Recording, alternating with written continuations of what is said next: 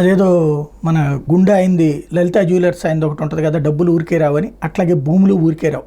APIIC భూముల్లో ఇప్పుడు ఒక పెద్ద సమస్య వచ్చి కూర్చుంది. ప్రస్తుతం ఏపీఐఐసి ఆధీనంలో సుమారు 46,000 ఎకరాల భూనిధి ఉంది. కోర్టు వాదాల్లోని భూములు అందుబాటులోకి వస్తే ల్యాండ్ బ్యాంక్ 66,000 ఎకరాలకు చేరుతుంది.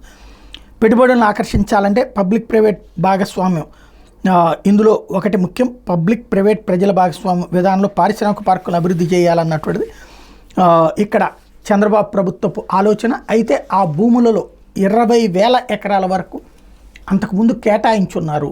చంద్రబాబు ప్రభుత్వంలో కేటాయించి కట్టని ఉన్నాయి, జగన్మోహన్ రెడ్డి ప్రభుత్వంలో కేటాయించి కట్టని ఉన్నాయి. వాళ్ళందరికీ ఇప్పుడు నోటీసులు ఇవ్వబోతున్నారు. మీరు పరిశ్రమ పెడతానంటే భూమి ఉంచుకోండి, లేకపోతే మాకు ఇచ్చేసేయండి, మేము వేరే ఇచ్చేస్తామని. వాళ్ళేమో కొంతమంది కోర్టులకు వెళ్ళి ఉన్నారు.